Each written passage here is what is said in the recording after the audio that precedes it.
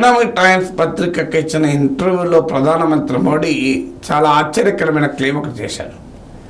నేను అవినీతిపై పోరాడుతాను అంటూ అధికారంలోకి వచ్చాను, on the promise of corruption, దాన్ని డెలివర్ చేశాను, అవినీతి పనులను జైలుకు పంపాను అని క్లెయిమ్ చేసుకున్నాడు. సో ఇది నిజమా? మోడీ క్లెయిమ్ ఎంత విచిత్రంగా ఉంది అంటే మన కళ్ళ ముందు ఫ్యాక్ట్స్ ఉన్నాయి. నిజమే, అవినీతికి వ్యతిరేక పోరాటం, ఇండియా అగెనెస్ట్ కరప్షన్ నుంచే మోడీ లబ్ధి పొందిన మాట నిజం. యూపీఏ 2 హయాంలో జరిగిన కుంభకోణాల వల్ల బీజేపీ అధికారంలోకి రాగలిగినంత నిజం. కానీ అవినీతి పనులను జైల్లో పెట్టారా? మీకు కొన్ని ఉదాహరణలు చెప్తాను. యూపీఏ 2లో వచ్చిన కుంభకోణాలు, 2G కుంభకోణం, ప్రైమ్ మినిస్టర్ ఊరూరా తిరిగి మోడీ అధికారంలోకి రావటానికి బాగా ఉపయోగపడ్డ కుంభకోణం 2G కుంభకోణం. 2G కుంభకోణం ఎవరికైనా శిక్ష పడిందా? విచారణ ఏళ్ల తరబడి జరిపి జడ్జి చేతులెత్తేసి నేను ఏం చేయాలి, ప్రాసిక్యూషన్ వాళ్ళు నా దగ్గరికి సమాచారాన్ని ఏవి తీసుకురాలేదు అన్నారు. అంటే అర్థం ప్రభుత్వ సంస్థలు, విచారణ సంస్థలు ఎలాంటి ఎవిడెన్స్ నా ముందు పెట్టలేకపోవడం వల్ల నేను ఎవరూ దోషులు కారు తీర్పు చెప్పాల్సి వస్తుంది అని ఆ జడ్జి అన్నారు. ఆ జడ్జి తీర్పు చెప్పాడు. మళ్ళీ దాన్ని హైకోర్టుకో సుప్రీంకోర్టుకో తీసుకెళ్ళి 2G కేసులో నిందితులకు శిక్ష పడేలా మోడీ చేశాడా? అసలు 2G గురించి ఎక్కడైనా మోడీ ప్రస్తావిస్తున్నాడా? మరి 2G కుంభకోణం కాంగ్రెస్ హయాంలోనే జరిగింది కదా, మరి ఎందుకు మోడీ దాన్ని పట్టించుకోవడం లేదు? దాంట్లో మతలబు ఉంది. అది కాంగ్రెస్ ప్రభుత్వ హయాంలో జరిగిన, అందులో డిఎంకే వారు కూడా నిందితులు, వాళ్ళే నిందితులు. రాజా అరెస్ట్ అయ్యాడు.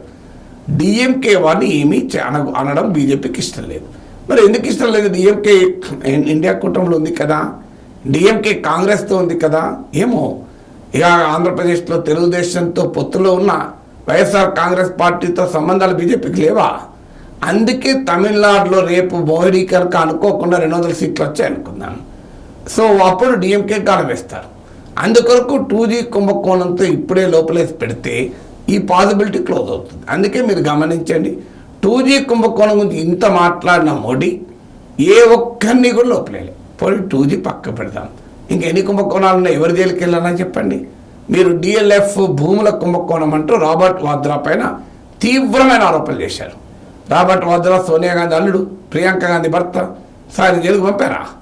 DLF land cam. ఇటీవల కేరళలో ఎన్నికల సమయంలో సిపిఎం ముఖ్యమంత్రి పినరై విజయన్ గాంధీ కుటుంబాన్ని టార్గెట్ చేస్తూ రాహుల్ గాంధీని ప్రశ్నిస్తూ, మీరు నాకు అవినీతి గురించి ఉపన్యాసాలు ఇస్తారా, మీ బావ సంగతి ఏంటి అని చెప్పి అడిగాడు.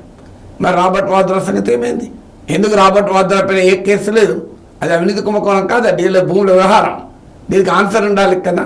పోనీ అది పక్కు పెట్టండి. కామన్వెల్త్ క్రీడల కుంభకోణం, ఎంతమంది జైలుకు పంపారు చెప్పండి. సో ఇలా ఒక్క కుంభకోణం కాదు.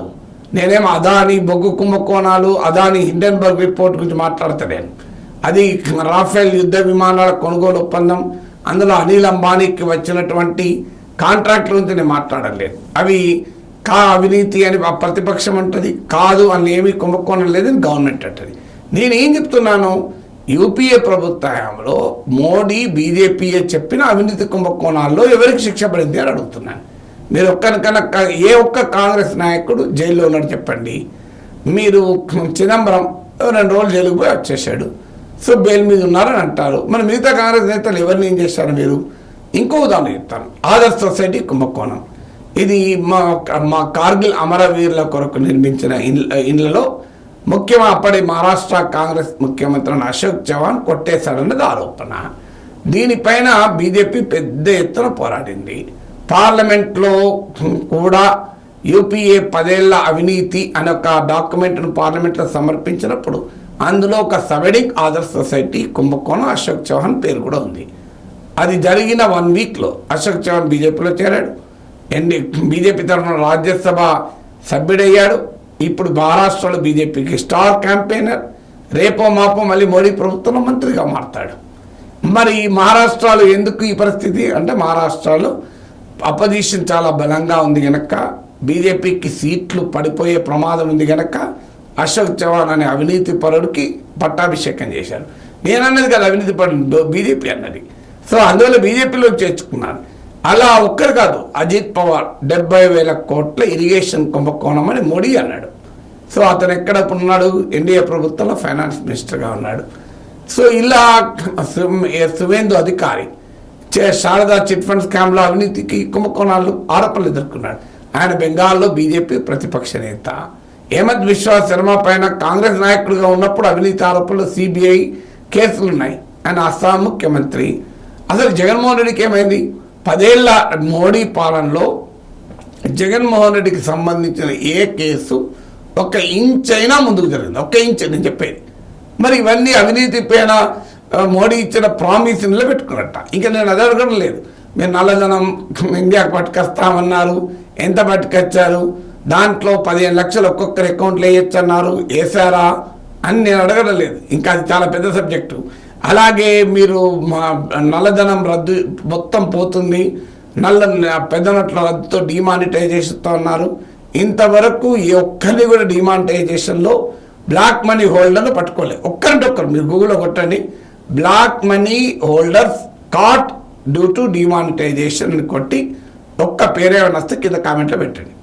డిమానిటైజేషన్ వల్ల ఇంకో పలానా వాడు నల్లధనం ఉన్నాడు 500 కోట్లతో దొరికాడు అని జైల్లో వేస్తాం అని ఒక్క పేరు చెప్పండి. మీరు ఒక్క పేరు చెప్పినా నేను I will accept it. So వాళ్ళు జైల్లో వేసామని, అందువల్ల ఎవరిని జైల్లో వేశారు? మీతో బీజేపీతో పడని ప్రతిపక్ష నేతల్ని జైల్లో పెడుతున్నారు. బీజేపీ వాళ్ళని జైల్లో పెట్టారు, బీజేపీ మిత్రులు పెట్టారు, బీజేపీకి భవిష్యత్తులో మిత్రులు అయ్యే వాళ్ళని పెట్టారు, బీజేపీకి మిత్రులు కాము అంట మాత్రం పెడతారు. ఇది దేశమంతా జరుగుతున్న తతంగం కాదా?